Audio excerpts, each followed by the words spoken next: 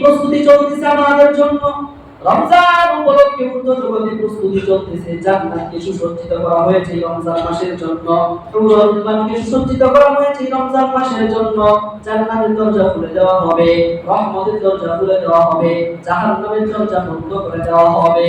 ঠিক তদ্রূপভাবে শয়তানদেরকে শিকলবদ্ধ করে দেওয়া হবে এবং দুষ্ট প্রকৃতির জিনদেরকে আবদ্ধ করা হবে।